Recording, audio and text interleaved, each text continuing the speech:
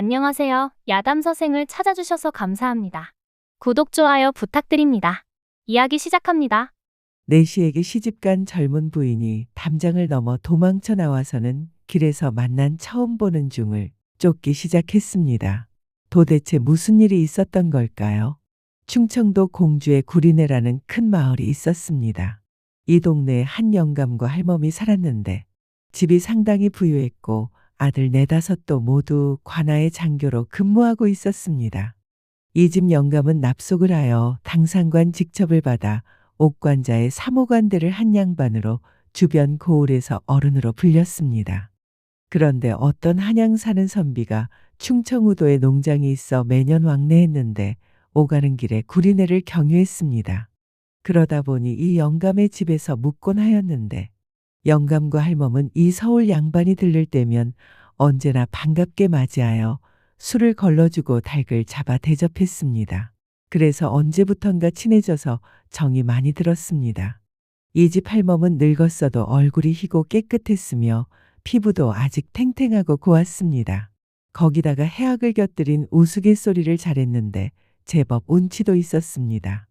그러던 어느 날 밤 한양 선비는 영감 내외와 함께 등불 아래에서 이야기를 나누었습니다.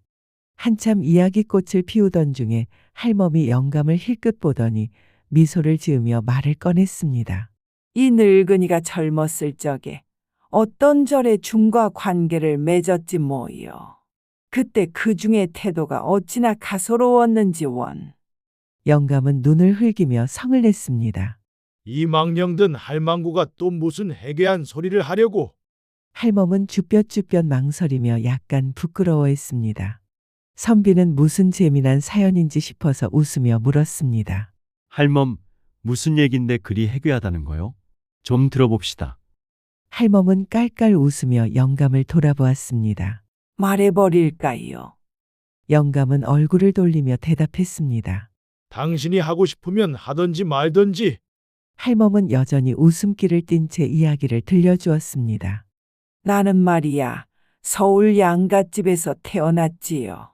그런데 어려서 부모를 잃고 외숙모 손에서 자랐는데 그 외숙모는 나를 동정해 주지는 못할 망정 내시에게 시집을 보냈어요. 그런데 신혼 첫날 밤에 말이야.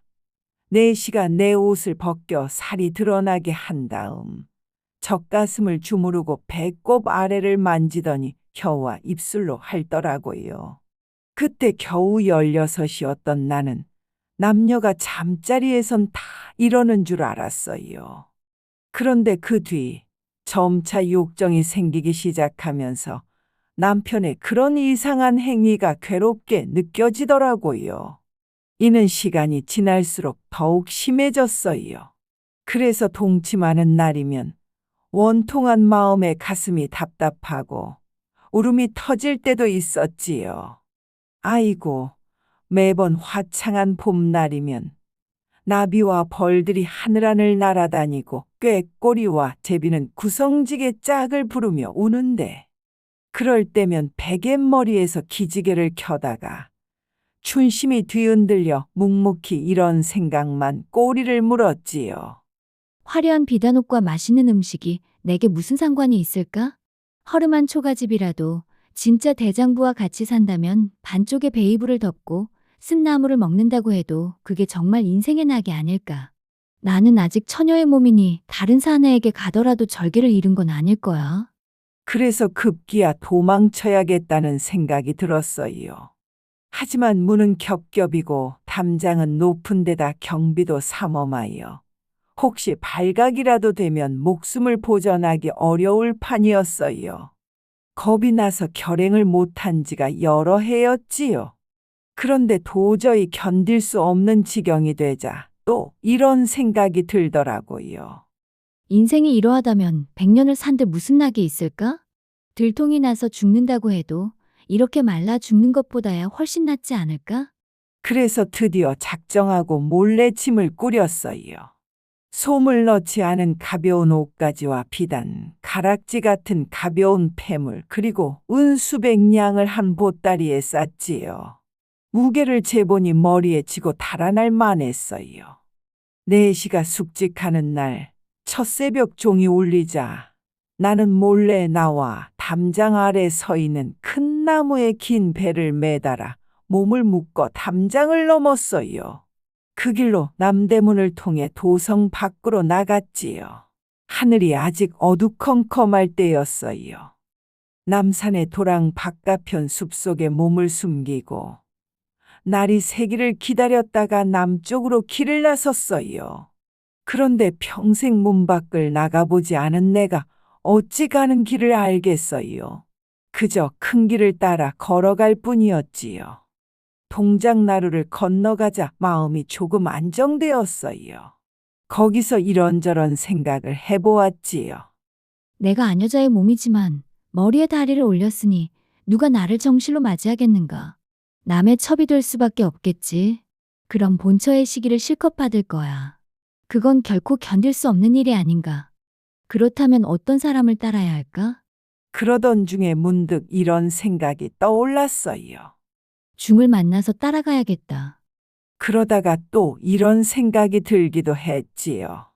만약 남자를 골라서 따라간다면 이전 사람은 버리고 새 사람만 쫓는다는 욕을 듣게 될 거야. 명색이 양갓집 여자로 이런 욕을 들어서는 결코 안 되지. 길에서 처음 만나는 남자를 따라가야겠어. 이렇게 이리저리 따지며 길을 가다 보니 어느덧 여우고개를 넘어가고 있었어요. 그때 갑자기 어떤 중이 앞에 나타났지요. 나는 다짜고짜 물었어요. 스님은 어디로 가십니까? 중은 고개를 돌리며 청주로 내려가는 길이라고 했어요. 제법 깔끔한 얼굴에 나이도 나와 엇비슷해 보였지요. 속으로 정말 하늘이 맺어준 짝을 만났어 라며 흐뭇해했어요. 그 길로 그의 뒤를 따랐지요. 가다가 과천의 주막에 들르게 되었어요. 내가 곁에 바짝 다가가 앉자 중은 싫은 듯 몸을 일으켜 자리를 피하려 했어요. 나는 그럴 때마다 더 가까이 붙었지요. 배불리 먹고 또 같이 주막을 나왔어요. 스님은 어디 사세요? 청주 아무 사찰에 있다고 하기에 부모는 계시냐고 물었더니 모친만 계신다고 했어요. 계속 물어대며 자기를 괴롭히는 내가 희한했는지 걸음을 재촉하더니 달아나기 시작했어요. 나도 있는 힘껏 뒤쫓았지요. 중이 달리다가 지쳐 서서히 걸으면 나도 서서히 따라갔어요. 그때부터 중이 달리면 나도 달리고, 중이 걸으면 나도 걷고, 중이 쉬면 나도 쉬었어요. 주막이 나오면 함께 들어갔지요. 이렇게 사흘을 걸어 청주 경계에 들어선 듯 싶었어요. 마침 길 옆에 울창하게 우거진 숲이 나왔지요. 중이 나무 그늘에서 쉬자 나도 그 옆에 앉았어요. 저 중이 이제 절간으로 들어가고 나면 다시 찾을 수 없겠지. 이참에 억지로라도 인연을 맺지 않으면 내 계획이 영영 틀어지고 말겠어. 이런 생각이 들어 다짜고짜 앞으로 다가가 그의 팔을 덥석 잡았어요. 깜짝 놀란 중은 제 손을 뿌리치고 달아나려 했지요. 하지만 내가 꽉 붙잡고 있었기에 바로 빠질 수 없었어요. 보살님, 손을 놓으세요. 라며 애걸하는 중에 나는 그를 잡아 안치고서 말했지요. 스님, 할 얘기가 있으니 앉아보세요. 스님은 중노릇하기가 좋나요? 나와 부부가 되어 살아보는 게 어때요? 여기 보따리 속에 대충 잡아도 수백 냥 되는 돈이 들어있어요.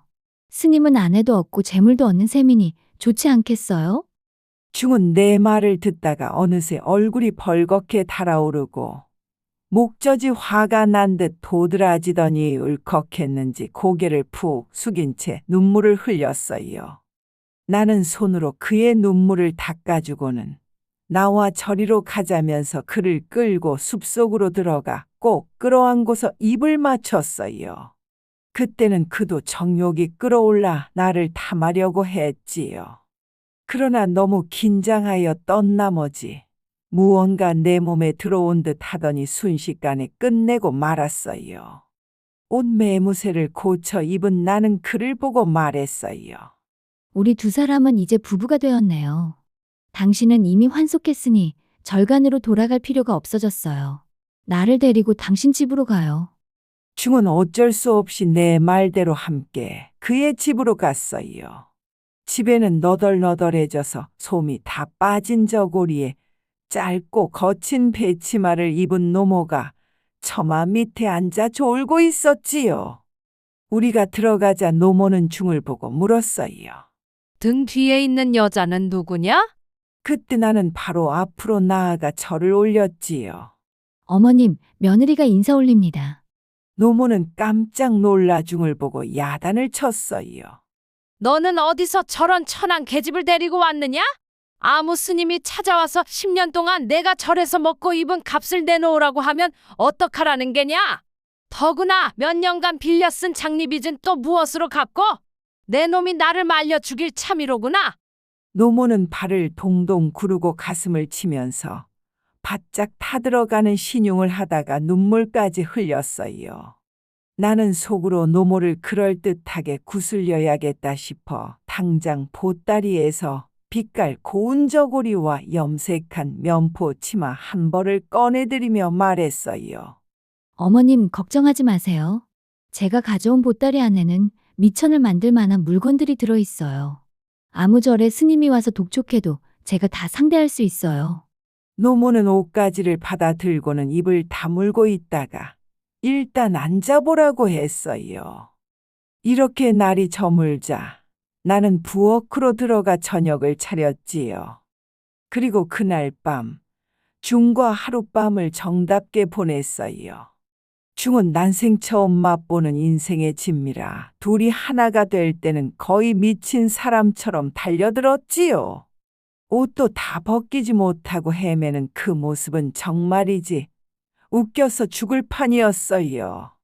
여기까지 얘기했을 때 옆에 있던 영감이 할멈을 쏘아보며 정색했습니다. 부끄러운 줄 모르는 할망구라니까.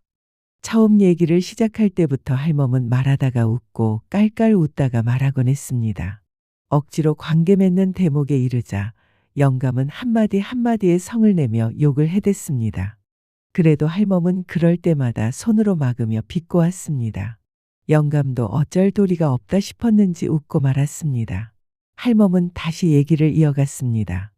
다음 날 나는 면포 2단을 남편에게 주면서 장터에 가서 갓과 망건이며 오리 고운 무명으로 바꾸어 오게 했어요. 이것으로 일반 사내의 옷가지를 지어 그에게 입혔지요. 이제 어엿하고 젊고 멋있는 신랑이 되었어요.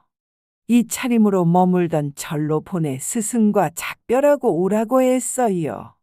그랬더니 그 스님이 남편의 뒤를 따라오더라고요. 문 앞에 들어서는데 그야말로 가관이었어요.